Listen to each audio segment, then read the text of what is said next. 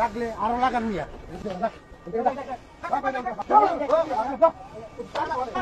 ঠিক মতো বেনজির আহমেদের মতো লোকরা পাড়ায় মহল্লায় কিভাবে উপজেলা জেলার মালিক হয়ে গেছে, যে পরিমাণ সম্পত্তির মালিক বেনজির আহমেদের মতো কাটপার বাটপাররা আমলারা হয়েছে, এরকম হাজার হাজার আমলাদের কাছে আজকের বাংলাদেশ বিক্রি হয়ে গেছে। আমার সাধারণ কৃষক আগের থেকে ভালো আছে না খারাপ আছে? আমার রিক্সাওয়ালা ভাইরা 15 বছর আগের থেকে এখন ভালো আছে না খারাপ আছে? আমার কৃষক, আমার মজুর আগের থেকে ভালো আছে না খারাপ আছে? আমার কর্মজীবী জনগোষ্ঠী আগের থেকে ভালো আছে না খারাপ আছে? সেটাই হচ্ছে অর্থনীতির সূচক হতে হবে। বেনজির বাংলাদেশে কত হয়েছে? এসালামের কয়টা ব্যাংক হয়েছে? বাংলাদেশে কি পরিমাণ লুটের টাকা সিঙ্গাপুরে বিনিয়োগ করা হয়েছে? সাইফুজ্জামানদের কয় শত ফ্ল্যাট হয়েছে দুবাই আর লন্ডনে? গোলাপদের ম্যানহাটনে আর ওয়াশিংটনে কয়টা ফ্ল্যাট হয়েছে? কয়টা বেগম পাড়া বানিয়েছে বাংলাদেশের এই লুটেরারা? তার উপরে ভিত্তি করে একটা দেশের অর্থনীতি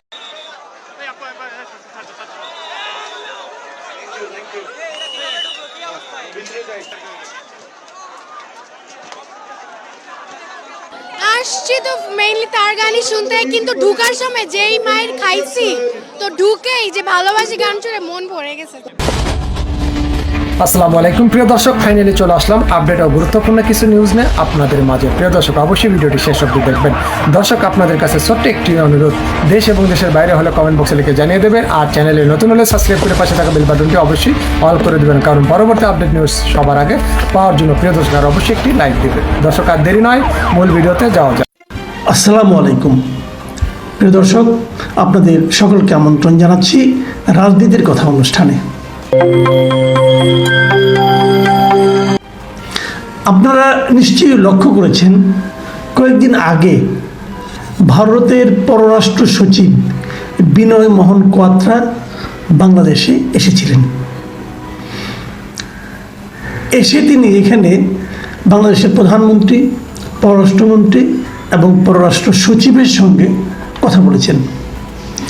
এখন একটা প্রশ্ন অনেকের মনে জেগেছিল যে হঠাৎ এই মুহূর্তে কেন ভারতের পররাষ্ট্র সচিব আমাদের দেশে এলেন? কি কারণ? দেখুন, ভারতে এখন তাদের জাতীয় সংসদ নির্বাচন চলছে, লোকসভা নির্বাচন তারা বলে, এটা চলছে।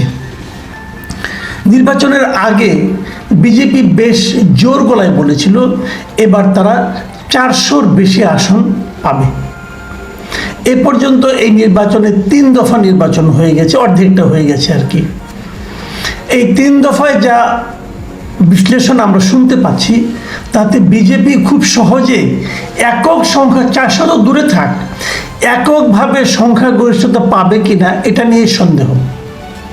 এবং বিজেপির যারা নাকি স্টার প্রচারকারী যারা আছেন, এমনকি মোদী সহ, প্রধানমন্ত্রী মোদী সহ, তারা বেশ একটু চিন্তিত হয়ে পড়েছেন এবং নানাভাবে তারা তাদের নির্বাচনী প্রচারণায় গুরুত্ব দিচ্ছেন, অন্য সব কিছু বাদ দিয়ে এটা করছেন।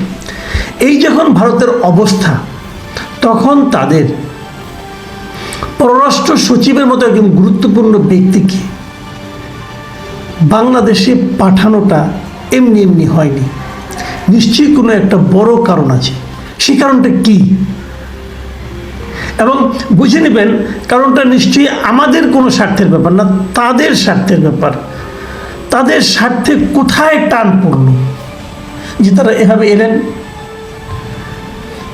তারপর এই আসার পর উনি যখন আমাদের এই বিভিন্ন 2 মন্ত্রী, প্রধানমন্ত্রী এবং পররাষ্ট্রমন্ত্রীর সঙ্গে কথা বলেছেন, এবং তারপর কিন্তু পররাষ্ট্রমন্ত্রী একটা ব্রিফিংও করেছেন। সেই ব্রিফিংয়ে উনি 2টো কথা বলেছেন। একটা কথা হলো যে উনি জানিয়েছেন যে ভারত আমাদের যে তিস্তা প্রকল্প আছে, যেটা এতদিন চীন করবে বলে আমরা শুনছিলাম, সেখানে নাকি ভারত অর্থায়নে আগ্রহী, এই একটা কথা বলেছেন। দ্বিতীয় একটা কথা বলেছেন যে বাংলাদেশের প্রধানমন্ত্রী নির্বাচিত হওয়ার পর ভারত এবং চীনে যাবে কিনা, গেলে কোনটায় আগে যাবে। উনি বলেছেন যে বেইজিংয়ের চেয়ে দিল্লির দূরত্ব কম, কাজে আগেই দিল্লিতে যাবে। সন্দেহ নেই, এই 2টো কথাই কিন্তু বিনয় মোহন কোয়াত্রাকে খুশি করেছে। এখন প্রশ্ন যেটা শুরুতে করেছিলাম, কেন ভারত উদ্বিগ্ন আমাদেরকে নিয়ে, কেন ভারতের একজন পররাষ্ট্র সচিবের মতো গুরুত্বপূর্ণ ব্যক্তিকে এই সময়ে, নির্বাচনের এই সময়ে বাংলাদেশে পাঠাতে হলো? কারণটা আর কিছুই না, কারণটা হচ্ছে চীন। আমি আপনাকে আগেও বলেছিলাম, চীন এখন এশিয়া একটা বড় ফ্যাক্টর। কোন কোন দেশ চীনের সঙ্গে সম্পৃক্ত হচ্ছে এটা নিয়ে অনেক বড় বড় মোড়লরা খুবই উদ্বিগ্ন।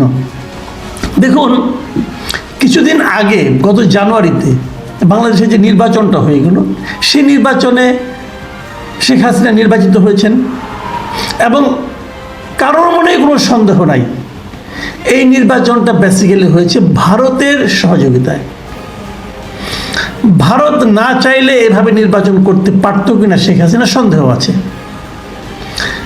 তো সেই ভারত এখনো 4 মাস যায়নি, তারা ভাবতেই পারত যে এত শেখ হাসিনা এবং তার সরকার ভারতের প্রতি এতটাই কৃতজ্ঞ থাকবে যে চীন নিয়ে তাদের কোনো উদ্বেগ করতে হবে না। তো চীনের কি ঘটনা ঘটলো? ঘটনা 3টা, আমি বলি 3টা ঘটনা কি কি।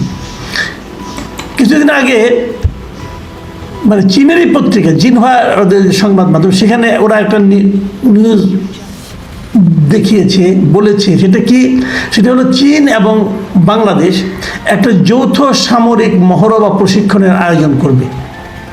সেটা হবে এই মাসে, এই মে মাসের কোনো এক সময় হবে। চীন এবং বাংলাদেশের মধ্যে এ ধরনের সেনাবাহিনীর মধ্যে এ ধরনের কোনো যৌথ সামরিক প্রশিক্ষণ বা মহড়া এর আগে কখনো হয়নি। এই বিষয়টাকে ভারত ভালোভাবে নেয়নি। দ্বিতীয় যে কারণটা, বাংলাদেশ চীনের কাছে একটা বড় অঙ্কের প্রায় $5 বিলিয়ন একটা সফট লোন চেয়েছে। এটা কিন্তু সফট লোন মানে একদম ক্যাশ টাকায় চেয়েছে। অনেক সময় কারিগরি সহায়তার জন্য হয় যে ওই মূল্যের পণ্য ওখান থেকে আনবে, আমাদের এখানে কাজ করবে, ওটা এক ধরনের লোন আছে, কিন্তু এটা তা না, সফট লোন চেয়েছে $5 বিলিয়ন। কেন? এটা একটা চেয়েছে যে বাংলাদেশের কাঁচামাল বিদেশ থেকে আমদানি করার ক্ষেত্রে ডলারের অভাব পড়ে গেছে, সেই কাজটা তারা করতে চায় এবং বিশ্বব্যাংক অথবা IMFকে দেখাতে চায় যে আমাদের বৈদেশিক মুদ্রা রিজার্ভ এখনও ভালো আছে। $5 বিলিয়ন এই জন্য তারা চেয়েছে। বাংলাদেশ চীনের দিকে ঝুঁকছে, এটা অনেক দিন ধরে বলা হচ্ছে। বাংলাদেশে এখন চীনের প্রচুর ঋণ আছে, কিন্তু অনেকে বলেন চীনের ঋণ নেওয়া খুব রিস্কি, কারণ তাদের ঋণের সুদের হার অনেক বেশি। মানে বিশ্বব্যাংকের ধরেন 8-9 গুণ সুদ দিতে হয় চীনের কাছ থেকে ঋণ আনলে। 2016 সালেও চীনের কাছ থেকে আমাদের ঋণের পরিমাণ ছিল $1 বিলিয়ন চেয়েও কম। মানে প্রকৃত ফিগারটা হলো $0.97 বিলিয়ন 2016 সালে। মাত্র 6 বছরের মাথায় 2022 সালে সেটা এসে দাঁড়িয়েছে $6 বিলিয়ন। মানে 2022 সালেই চীনের কাছে আমাদের ঋণ $6 বিলিয়ন। বর্তমানে এটা আরও বাড়ছে। আর যদি এই $5 বিলিয়ন আমরা পেয়ে যাই, তাহলে সে ঋণের পরিমাণ দাঁড়াবে $11 বিলিয়ন বেশি। এই ঋণ আমরা কীভাবে শোধ করবো সেটা আমাদের ব্যাপার, কিন্তু ভারত উদ্বিগ্ন এই কারণে যে এত ঋণ যার কাছ থেকে নিচ্ছে বাংলাদেশ, তাদের প্রতি বাংলাদেশের একটু ছাড় দেওয়ার মানসিকতা থাকতেই পারে। সেটা কি বলা বাহুল্য, সেটাই হচ্ছে তিস্তা প্রকল্প। আমাদের তিস্তা নদীর পারে, তিস্তা নদীকে কেন্দ্র করে, তিস্তা আমাদের কিন্তু অনেক বড় নদী, আমাদের হিসাবে 4র্থ বৃহত্তম নদী হলো তিস্তা বাংলাদেশের।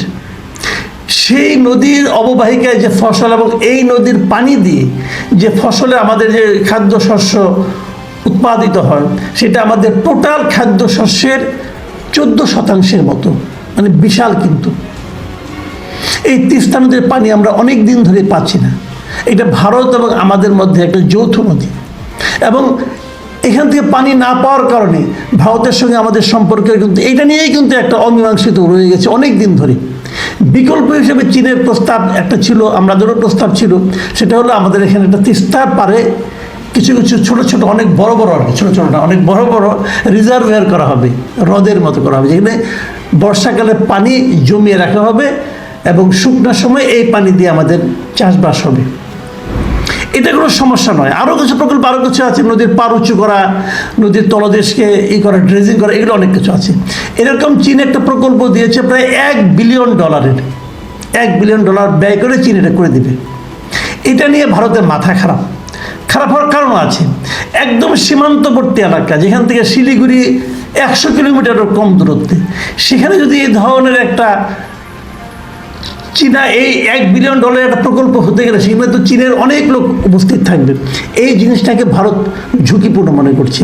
তাছাড়াও ভারতের যে 7 সিস্টার বলা হয়, যেটা নাকি একটা চিকন, ওই যে আপনার চিকেন নেক বলে, চিকন একটা জায়গা দিয়ে যে আপনার ওটার সঙ্গে সংযোগ ভারতের, সেই চিকেন নেকটা কিন্তু এখান থেকে 100 কিলোমিটারের কম দূরে, এত কাছাকাছি, এত ক্লোজ। এটা ভারতের জন্য খুবই ঝুঁকিপূর্ণ, কিন্তু ভারত এই ঝুঁকিটা নিতে চায় না। এবং নিতে চায় না বলেই এইবার যখন তারা এলো, আমাদের মন্ত্রীকে বলতে শোনা গেল যে ভারত নাকি তিস্তা প্রকল্পে সাহায্য করতে চায়। এই হলো ঘটনা। তাহলে হবেটা কি? দেখেন ভারতের সমস্যাটা দেখেন। ভারত তার কোনো প্রতিবেশীর সঙ্গে তার সম্পর্ক ভালো না। তার প্রতিবেশী কারা? পাকিস্তান, মিয়ানমার, আফগানিস্তান, নেপাল, ভুটান, এদের কারোর সঙ্গে তার সম্পর্ক ভালো না। একমাত্র বাংলাদেশের সঙ্গে সম্পর্ক ভালো। এবং সেই বাংলাদেশে যদি চীনকে নিয়ে এসে তার সীমান্তের কাছে বসিয়ে দেয়, তাহলে ভারতের উদ্বিগ্ন হওয়ার প্রচুর কারণ আছে। এই যে কারণটা, এই যে উদ্বেগটা, এই উদ্বেগেরই প্রকাশ ঘটেছে এই ঘটনার মাধ্যমে, এটা আমার মনে হয়। প্রশ্নটা হলো, এগুলো সব তো কাহিনী। প্রশ্নটা হলো যে আসলে তাহলে হচ্ছেটা কি? বাংলাদেশ কি ভারতের সঙ্গে দর কষাকষি করছে? করতে পারে, এটা করলে ভালো, সফলভাবে করতে পারলে ভালো। কিন্তু প্রশ্ন হচ্ছে, নাকি বাংলাদেশ 2 নৌকায় পা রাখছে? 2 নৌকায় পা রাখাটা রিস্কি কেউ নেই। যে 2 নৌকায় পা রাখছে, ভারত এবং চীন, দুটোই কিন্তু বড় দেশ। এই দুটো বড় দেশের মধ্যে আমি একটা ছোট দেশ তাদের নিয়ে খেলতে যাই, যদি সেই খেলায় সামান্যতম ভুলও হয়, তাহলে কিন্তু আমাদের অবস্থা বেশ খারাপের দিকে চলে যাবে। চীনের কাছ থেকে আপনি $5 বিলিয়ন ঋণ নিচ্ছেন, এটা নিয়ে আপনাকে শোধ করতে হবে না? কীভাবে শোধ করবেন আপনি? এত সুদ দিয়ে শোধ করতে পারবেন? এরই মধ্যে কিন্তু ঋণ শোধ করতে আমাদের বাজেটে একটা বড় অঙ্ক চলে যাচ্ছে। দেশটা তাহলে কীভাবে চলছে? এখানে কি বড় কোনো প্ল্যান আছে, নাকি অ্যাডহক ভিত্তিতে চলছে যে আজকের পরিকল্পনা আজকে করব? এই যে বিষয়গুলো, এই বিষয়গুলোর সামনে আমার মনে হয় আলোচনায় আসবে। প্রিয় দর্শক, এই বিষয়গুলো নিয়ে আপনারাও ভাবুন, আমরা আসলে কোন দিকে যাচ্ছি? আমাদের দেশটা কি স্বাবলম্বী হবে না? আমাদের দেশটা কি কোনো না কোনো দেশের অনুগ্রহে চলবে? আমাদের দেশটা কি 2টো রাষ্ট্রের বিরোধের মাঝখানে পড়ে যাবে? এবং এই যদি পড়ে, হয়তো দেশের চলমান এই দামি সরকারের লুটপাটের অংশ হিসেবে রাশিয়া থেকে যে পচা ডিকমিশনড যুদ্ধ বিমান কিনে নিয়ে এসেছিল প্রশিক্ষণের জন্য, সেটা বিধ্বস্ত হয়ে চট্টগ্রামে আমাদের একজন all square sword of honour pilot শহীদ হয়েছে। আমি সেই পাইলটের রুহের মাগফিরাত কামনা করছি এবং দেশবাসীকে মনে করিয়ে দিচ্ছি 2015 সাল থেকে রাশিয়া থেকে এই ধরনের পচা সেকেলে প্রশিক্ষণ বিমান বাংলাদেশের হাজার হাজার কোটি টাকা খরচ করে আনার মধ্য দিয়ে যেভাবে একের পর এক বিমান বিধ্বস্ত হচ্ছে, আমাদের পাইলটরা শহীদ হচ্ছে, এবং যে আসিফ জাওয়াদ শহীদ হয়েছেন গত পরশুদিন, তিনি শুধু বাংলাদেশের সোর্ড অফ অনার ছিলেন না, তিনি ভারত সহ উপমহাদেশের অনেক দেশের সাথে যে কম্পিটিটিভ ট্রেনিং হয়েছে, এই ট্রেনিংগুলোতে উনি অসাধারণ প্রশিক্ষক হিসাবে প্রমাণিত হয়েছেন এবং বাংলাদেশের জন্য গর্ব কিনে নিয়ে এসছেন। সেই পাইলটকে আমরা হারিয়েছি বাংলাদেশের এই দামি সরকারের লুটপাটের অংশ হিসেবে। আমরা দাবি করছি, একের পর এক পাইলটরা কেন শহীদ হচ্ছে এবং আহত হচ্ছে, আমাদের প্রশিক্ষণ বিমানগুলো কেন বারবার ধসে যাচ্ছে, কেন হাজার হাজার কোটি টাকার লুটপাটের টাকা, করের টাকা দিয়ে এ ধরনের সেকেলে রাশিয়ান মিগ কেনা হচ্ছে, রাশিয়ান YK-1308 কেনা হচ্ছে, এগুলোর তদন্ত করা দরকার এবং যারা দায়ী এই লুটপাটের জন্য, বেসামরিক এবং সামরিক নেতৃত্ব, সবাইকে বিচারের আওতায় আনার দাবি করছি। প্রিয় দেশবাসী, আমরা জানেন বাংলাদেশে কুইক রেন্টালের নামে যে লুটপাটের বিদ্যুৎ খাত তৈরি করেছে এই সরকার গত 15-16 বছরে প্রতিদিন প্রতি বছর $1 বিলিয়ন শুধুমাত্র কুইক রেন্টালের নামে যেই টাকা লুটপাট করে দিচ্ছে দেশে এবং বিদেশে। সরকার আইন করে দিয়েছে কুইক রেন্টালের টাকা টাকায় দেয়া যাবে না, ডলারে শোধ করতে হবে। এবং এই ডলারের টাকাগুলো যখন সিঙ্গাপুরে গিয়ে বাংলাদেশের ব্যবসায়ীরা বিলিয়নিয়ার হয়, ফোর্বসের তালিকায় বাংলাদেশের ব্যবসায়ীদের নাম আসে, তখন বুঝতে হবে আমার আপনার গরিব মানুষের টাকা, চাষা কৃষক ভূষক প্রতিদিনের মজুর করে কষ্ট করে যারা টাকা উপার্জন করেন সেই গরিব মানুষদের টাকা কিভাবে ডলারে রূপান্তরিত হয়ে সিঙ্গাপুরে আর দুবাইতে লন্ডনে চলে যায়, হাজার হাজার শত শত ফ্ল্যাটের মালিক হয় এই লুটেরা সরকার। এই লুটের পিছনে রয়েছে হচ্ছে আমাদের বিদ্যুৎ খাতের কুইক রেন্টাল। আপনারা বারবার শুনেছেন এই দামি সরকার আমাদেরকে বলে আমাদের বিদ্যুতের সক্ষমতা নাকি 29,000 মেগাওয়াট। যদি সেটাই সত্য হয়ে থাকে তাহলে বাংলাদেশের এই অনির্বাচিত সরকার একটা দিনের জন্য কেন আমার প্রয়োজনীয় 17,000-18,000 মেগাওয়াট বিদ্যুৎ উৎপাদন করছে না? কখনোই কেন এই বিদ্যুৎ উৎপাদনের সক্ষমতা 14,000-15,000 ছাড়িয়ে যায় না? তাহলে আমি এই সক্ষমতা দিয়ে কি করব?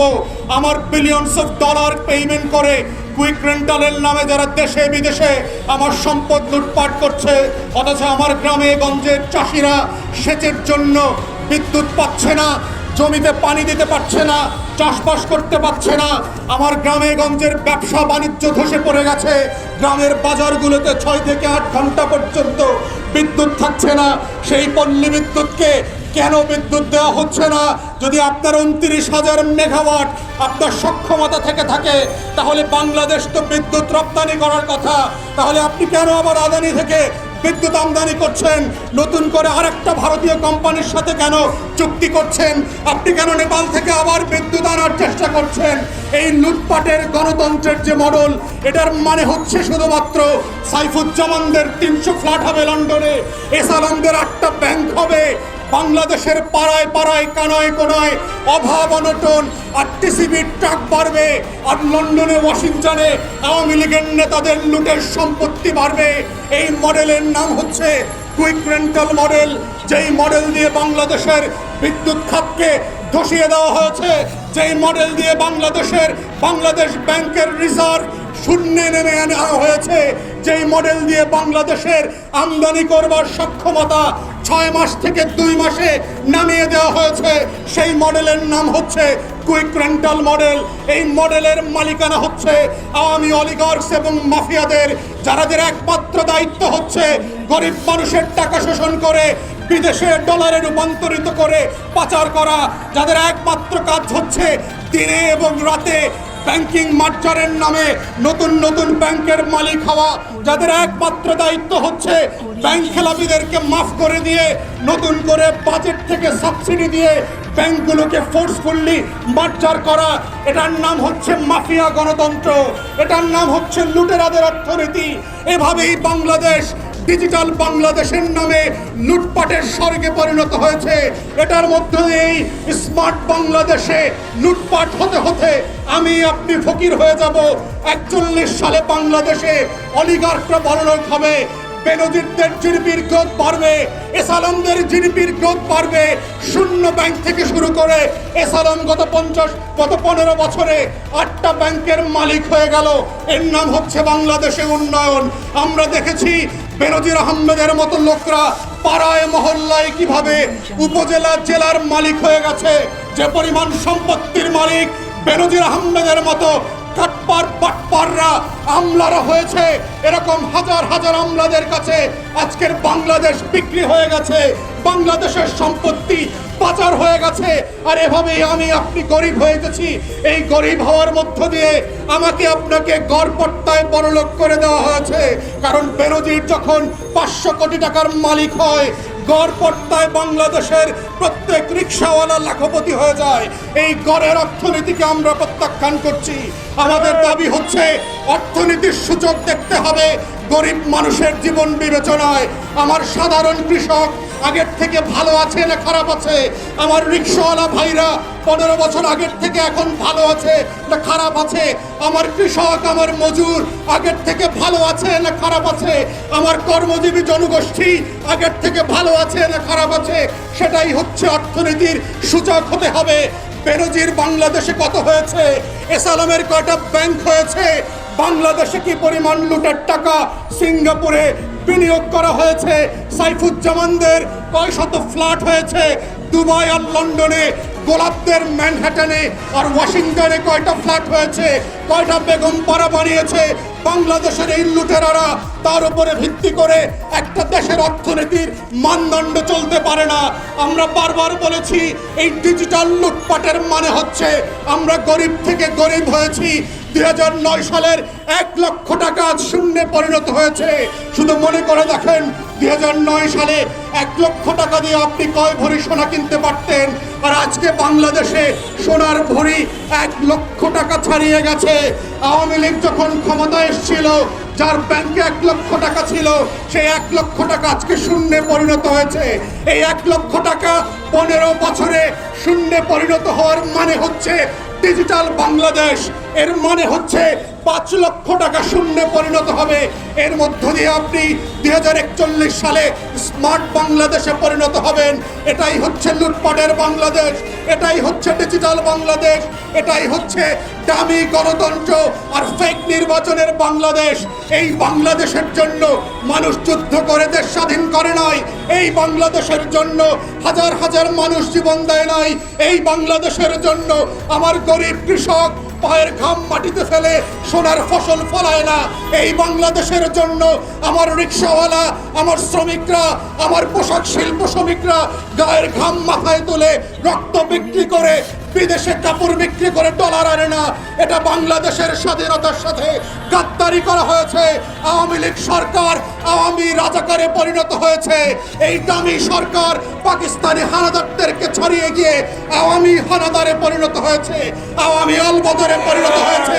এর মধ্য দিয়ে বাংলাদেশ সরকার বাংলাদেশের স্বাধীনতা, সার্বভৌমত্ব এবং জাতীয় স্বার্থকে প্রতিদিন রাতে পদদলিত করে বাংলাদেশকে একটা গরিব রাষ্ট্রে পরিণত করা হয়েছে।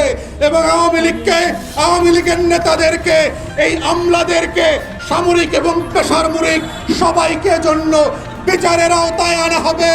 মনে রাখবেন, সব ফেরাউনদের একদিন পতন হয়।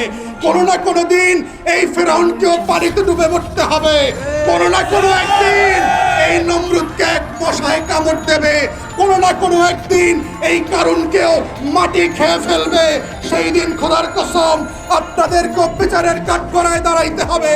প্রত্যেকটা আসনের, প্রত্যেকটা টাকার, অঙ্কের, ডলারের সুদে আসলে হিসাব দিতে হবে এই বাংলাদেশে। বাংলাদেশ কাউকে মাফ করে নাই। ইতিহাস থেকে দেখেন, বাকশালীদেরকে এই দেশ মাফ করে নাই, এরশাদকে মাফ করে নাই, কোন স্বৈরাচারকে, বাকশালীদেরকে ভবিষ্যতেও মাফ করা হবে না, হবে না এবং হবে না। প্রিয় দেশবাসী, কুইক রেন্টাল পদ্ধতিতে যেভাবে আমাদের বিদ্যুৎ খাতকে ধ্বংস করে দেওয়া হয়েছে, এই একই কুইক রেন্টাল পদ্ধতি আজকে আমাদের গ্যাস সেক্টরে মিথ্যা অমূলক চুক্তি দিয়ে দিয়ে সামিট গ্রুপ থেকে শুরু করে বিভিন্ন কোম্পানিকে নতুন করে টেন্ডার দেওয়া হচ্ছে। এটার মানে হচ্ছে ওভার ক্যাপাসিটি চার্জ দিতে হবে। আপনার প্রয়োজনের থেকে বেশি পরিমাণ স্টেশন গ্যাস নেভাল আপনার সমুদ্রতে তৈরি করা হবে, কিন্তু আপনি গ্যাস পাবেন না। ডলারে ডলারে চুক্তি করে টাকা পাচার করবেন, কিন্তু আপনার ঘর বাড়িতে গ্যাস থাকবে না। বাসায় এখন আর গ্যাস সাপ্লাই দিচ্ছে না, প্রত্যেককে বাধ্য করা হচ্ছে এলএনজি কিনতে। এর মধ্য দিয়ে হচ্ছে একটা লুটেরা মডেলের মধ্য দিয়ে বাংলাদেশ গ্যাস ক্ষেত্রকে নতুন করে পরাধীন করে দিচ্ছে। গ্যাস ক্ষেত্র পরাধীনতার মানে হচ্ছে আমার দেশের যে বাপেক্স আছে তারা খুবই সস্তায় গ্যাস তেল উত্তোলন করতে পারে, কিন্তু তাদেরকে দিয়ে কোনো রকম উত্তোলন করতে দেওয়া হচ্ছে না। ভোলাতে গ্যাস উত্তোলন করা হচ্ছে কিন্তু সাপ্লাই দেওয়া হচ্ছে না। বরিশাল বিভাগে আমাদের বঙ্গোপসাগরে 36টা ব্লক আছে গ্যাসের, কিন্তু পাপেসকোটে সেখান থেকে গ্যাস উত্তোলন করতে দেওয়া হচ্ছে না। ঠিক একইভাবে কুইক রেন্টালের মধ্য দিয়ে আমদানি নির্ভর বিদেশ থেকে গ্যাস কেনার চুক্তি করা হচ্ছে বারবার সামিট গ্রুপকে এবং অন্যদেরকে দিয়ে। একইভাবে বাংলাদেশের টাকা ডলারে ট্রান্সফার হয়ে বাইরে চলে যাবে। আমার আপনার তেল গ্যাসের যে স্বাধীনতা আছে এই সার্বভৌমত্ব হারিয়ে যাবে। এটার নামই হচ্ছে একের পর এক বিদ্যুৎ খাতে আপনি পরাধীন হয়ে গেছেন, আপনার গ্যাস খাতে আপনি পরাধীন হয়ে যাবেন, খনিজ তেলে পরাধীন হয়ে যাবেন, কৃষিতে পরাধীন হয়ে যাবেন। এইভাবে প্রত্যেকটা সেক্টরে পরাধীন হতে হতে বাংলাদেশ রাষ্ট্র একদিন করদ রাজ্যে পরিণত হবে। এটার জন্য ৭১ সালে যুদ্ধ করা হয় নাই। এটা স্বাধীনতা যুদ্ধের যে ঘোষণাপত্র ছিল সেখানে এটার কথা বলা ছিল না। সাম্য, মানবিক মর্যাদা এবং সামাজিক সুবিচারের যে ওয়াদা করা ছিল স্বাধীনতার ঘোষণাপত্রে, তার সাথে পরিপূর্ণভাবে গাদ্দারি এবং বেঈমানি করা হচ্ছে। তাই আমরা সরকারকে বলছি, জনগণের কাতারে ফিরে আসেন, গণতন্ত্রের পথে ফিরে আসেন। স্বাধীনতা সার্বভৌমত্বের সাথে গাদ্দারি করে আগে যেমন বাংলাদেশের মানুষ কাউকে ক্ষমা করে নাই, ভবিষ্যতেও আপনাদেরকে ক্ষমা করা হবে না। বাংলাদেশে যত খারাপই হোক একটা বিচার বিভাগ আছে। বিচার যেভাবে আপনারা করা আমাদের শিখিয়েছেন, আপনাদেরও তেমন বিচার পাওনা আছে। অপেক্ষা করেন, ঋণে করে সুদে আসলে আপনাদের সেই বিচার আপনাদেরকে ফেরত দেওয়া হবে।